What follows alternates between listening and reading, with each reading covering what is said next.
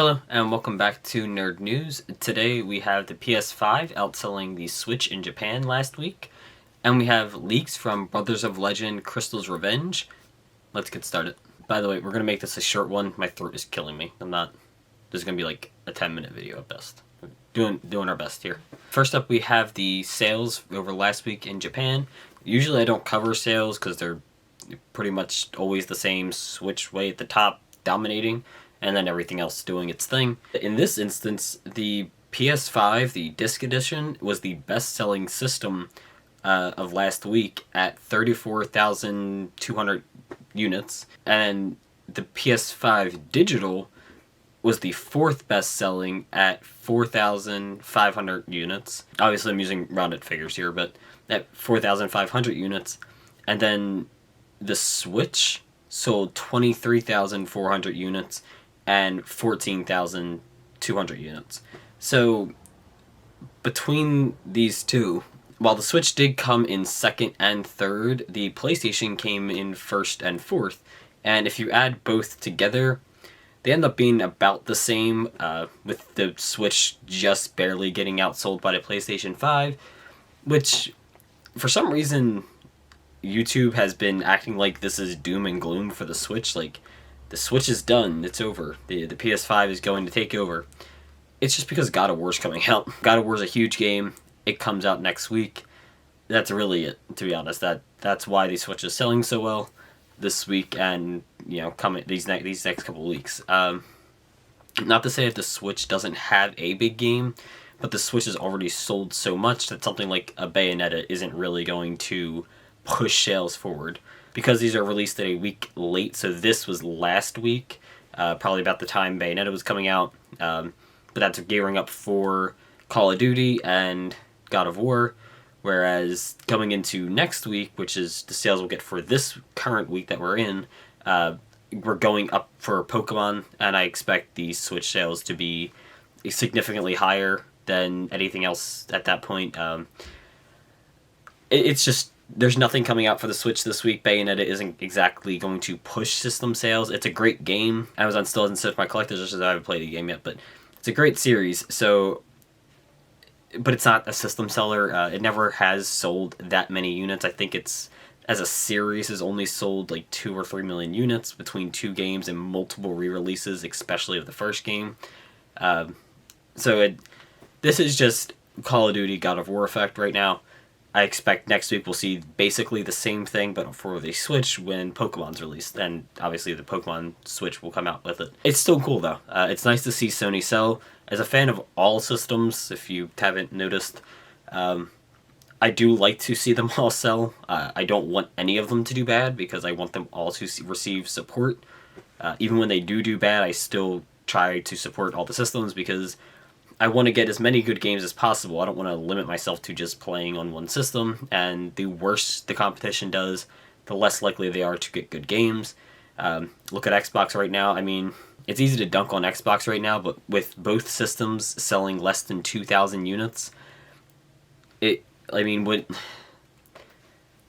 sold less than 4,000 units between two systems. Now obviously this is Japan, where Xbox has never done well, but that's not good. I mean, I think it's actually good for Xbox. Like, I think this is an improvement for Xbox, but it's still not good numbers. It's just how it is. The systems are doing well. They release a lot of games for it. When systems are doing lackluster, they usually slow those releases down. Sometimes them doing bad can get you more releases. Like, when the Wii U was out, we didn't get any games. When we did get a game, it was a hell of a game. But anyway, it's still neat to see, but I don't think it's a big deal as people are making it out to be. It's just Modern Warfare just came out. God of War is about to come out. So the PS5 is what's selling right now. And then next week when Pokemon's coming out, the Switch will be what's selling. And that's just the nature of exclusives. Sometimes a big one's coming out, and that's the system that's going to sell more. Next up, we have leaks for Battles of Legends Crystal's Revenge. And I'm actually really looking forward to this set. We haven't really heard anything about it yet, but there's a couple of things in here that I know just before any leaks or anything like that I want. Most notably, the Doodle Beast, which is the little like hand crown drawn dinosaurs. They're adorable. I will definitely be picking them up, even if I have to buy them just outright. I want to play dinosaurs again. I love dinosaurs, and these are adorable. These are fantastic cards. Today we have some leaks from the set, which I'm going to guess that by the time you watch this video, we're going to get about 4 or 5 people who have opened a box or two of the set. This video goes up at 9, so like at 9 a.m. Eastern. I'm going to guess that sometime around noon or before noon, Rev's Cards will be posting a video of an unboxing. That's just a guess. Maybe MST TV. As we can see in the image, some of the leaks are for, I think the top one is Blackbeard. It's definitely the Plunger Patrol Link 2. I think that's Blackbeard. I'm not familiar with the Plunger Patrol archetype that well. But at the bottom, we definitely have, like right underneath it, we definitely have Saline, which is great. That's a secret upgrade. The card's fantastic. Just generically, it's fantastic for like spellcaster support and link climbing. But the card's really, really expensive, so this will help with that. And this being a higher rarity reprint will probably just bring down the price altogether, because it probably won't be super hard to pull, but also the Ultra will probably come down. And it's not like super generic, so I could see it coming down just from having this other printing, since it's a relatively niche card. While some decks do really need it, it's not like every deck's playing it. Next we have number 2. We have number 2. I don't know what that card is, but it's a secret. I think that's a new card. We have Evil Twin Lilla. That's a secret upgrade. I don't think any of the Evil Twins have been reprinted at this point from Genesis Impact, so that's a good reprint. Those cards are pretty expensive. They are a fan favorite archetype, even if they're not particularly great. They're just fan favorite cards, so if they all get reprinted in here, between this and the Megathins, we might have the Evil Twin deck be relatively cheap. And with Sprite not being super competitive anymore, it's still competitive, and honestly, if anything happens to Tier, that deck's going to go crazy, but with that not being the best deck, because Tier Ishizu is just insane, you might be able to play an actual list for a reasonable amount now. We have number 100, Numeron Dragon. Again, that's just another good, that's a solid reprint. I think that's a pretty expensive card, I'm not positive. Artemis, the Link 1 underneath of it, is a great Link Rebo type card, where it just sends basically a level 4 or lower spellcaster to your graveyard. Anytime you can summon a level 4 or lower spellcaster, you can instantly link it off, and that's always a good thing. This Invoked plays this. This is really good if you're planning to play Adventurer, because you can use Water Enchantress to just get it in the grave instead of banishing from hand just to get the extra monster. Now, not every deck can do that, but if you don't really need a normal summon, that's just a free normal summon that gets you an extra body to help link climb and stuff. Fusion Destiny, I believe, just came back to 3, so getting a secret rare printing is really good. The card's pretty expensive. I think it's gone down now, but the only recent printing we have of it, I believe, is the ultimate rare. So this will definitely bring the price down if it hasn't already come down due to it not being as good anymore. But it's still a good card, so getting a good rarity print of it that's not the ultimate rare that's going to cost like $100 is probably a good thing. And at the bottom, the most disappointing reprint on this page, as great as it is, Hieratic Seal, reprinted once again as an Ultra. This card has like 4 Ultra, every single printing of this card is an Ultra rare. Now, they couldn't make this a secret. Like, clearly every time you reprint it, the price spikes again in like a year. So maybe reprint it as a secret rare, just to mix it up a little bit. Because I think this has been in like 2 Battles of Legends. Or no, this has been in Dual Power, Ghost from the Past 1, or Ghost from the Past 2, I forget which one it was in. And now it's in Battles of Legend, and it's always an Ultra Rare. Just every printing of this card's an Ultra Rare. I feel kind of bad. It would be nice to get a secret rare, but it's whatever. But overall, these leaks right here put a good... this is a solid mix of cards that we can expect to see in this Battles of Legend. Battles of Legend sets are usually really good, and this is looking like another really strong one. Personally, I don't know if I want to pick this up, because better reprints being shown here I already own. So I don't know if I need to pick this up, but just as a general, if you don't have a lot of cards, this is probably a great... These are some fantastic reprints to bring some of these prices down, and I always like seeing prices come down, even if I can afford to pay for the cards, or just will pay for the cards. I know everyone else can't, so it's nice to see the prices come down a little bit. Artemis has been like a $20 or $30 card for no reason. Celine was pushing like 50, I think, at one point, or upper 40s. Hermetic Seal has gone from $10 to $20 consistently. I don't know about the new printing bringing the price down, but I think with the Bistal cards, it's might have spiked again. And Fusion Destiny being a hero card can never have really too many printings, and it just came back off the list of 3. And Phoenix Enforcer is still a really strong card if you can play it. So overall, I think this is a good mix of cards being shown here. But honestly, this probably isn't even the better cards. I'm hoping that Braun gets reprinted here because that card's like $100 again.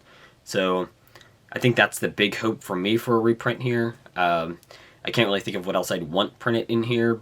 We just got a lot of the better cards reprinted. I guess another Droplets reprint, but I think Droplets was in Battles of Legend last year, and it was just in the Megatins, and it was just in that water set, so I have doubts that they would do that, but it would be nice if it got reprinted here. Other than that, I think we pretty much... I can't think of anything I really want to get reprinted that isn't just a new card. Maybe Pot of Prosperity again, but I think that's what's selling the Megatins right now, so that probably isn't going to happen. Overall, these leaks do look pretty good, though. And next up in some entertainment news here from Netflix, their ad-supported subscription service has officially launched, or is launching this morning at 9 Eastern, or 9 Pacific time, so like around noon for Eastern time. But anyway, we have shows that are just not supported by the ad part. So if you pay the $6.99 for the ad enabled service, you do not have access to The Crown, Cobra Kai, Arrested Development, Breaking Bad, The Good Place, Grey's Anatomy, House of Cards, How to Get Away with Murder, New Girl, and Peaky Blinders, which I don't know what that one is. That's a lot of shows, and some of those are like the reason people subscribe to Netflix. I don't know enough about The Crown to really have an opinion on that one, but Cobra Kai I know is a fan favorite, and that's one of the reasons people subscribe to Netflix to begin with. Arrested Development is one of Netflix their shows. I know it obviously had a TV show at one point, but the revival was a Netflix show, so that's a little weird. Breaking Bad is consistently one of Netflix's better performing shows. It's always in their like recommendeds and stuff. The Good Place is a really good show. I thought that was really funny what I saw of it, but I don't know if that's one of their shows or if that's a licensed show. Grey's Anatomy is a pretty big show. I don't know why that's on. Same with How to Get Away with Murder, New Girl. These are some pretty high-profile shows that are just not available in the ad-supported version, and considering how quick Netflix is to cancel stuff and how much stuff has been removed from the platform because they don't own it and everyone's making their own streaming platform, this seems like a really bad idea. This is like... Netflix is already going downhill, and this is just not a good idea. This is not a good look for Netflix. This looks bad. Some of your best shows or biggest shows, even if they're not yours, some of your bigger shows are just unavailable on the ad-supported version, and now you're having a version with ads. Like, at this point, what is the point of having a streaming service if you have to go through ads anyway? And it's $6 or $7 a month, which I know doesn't sound like a lot of money, but $7 a month with ads for this one, and then you have to consider HBO, Disney, Hulu, Peacock, Paramount. Like, at a certain point, is it worth having all these streams? It's going to cost you so much money. It's ridiculous. This is dumb. I don't understand what's going. I know exactly what's going on, but like this is dumb. I don't like this at all. And lastly, we have Warner Brothers Discovery CEO David Zaslav, and he says,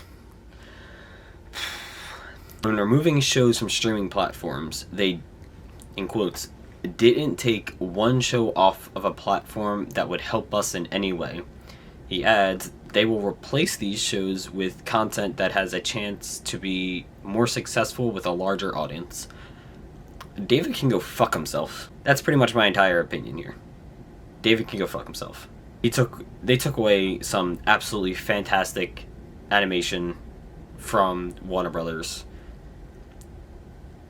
It doesn't matter if they weren't immensely successful. Even if they were just moderately successful, even if they had fucking 10 fans, it doesn't cost you anything to keep these on your streaming service. it didn't cost you any money to allow the DVDs that were already out there to be sold.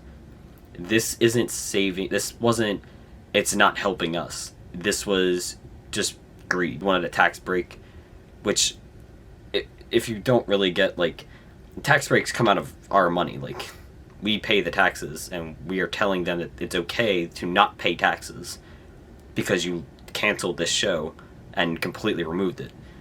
So that's ridiculous to begin with, but it's just, this is wrong in every way. You shouldn't be getting a tax break for removing your own content. Like, you made the decision to remove the content, but also to pretend like these shows just don't matter in any way is ridiculous and incredibly disrespectful to the people who created the shows and pretty much every other person who works for Warner Brothers, as if their show just is not slightly popular enough with a larger audience, whatever that really means, it's not worthwhile. I understand you're a business and the implications of that is to make money, but the shows are already made. You already spent the money. It doesn't cost you anything to keep the shows. The only thing you're losing is this tax cut. So just keeping the shows on there wouldn't have lost you money. You just made money by canceling them, which you shouldn't be allowed to make money by canceling them, but that's the real difference here, and it's insane. Like, to be given money, or not given money, but to be allowed a deduction from your taxes because you canceled the show, and then to be this disrespectful to the people who made the show because of it is just ridiculous. And frankly, he's a dick, and I hope he gets hit by a bus.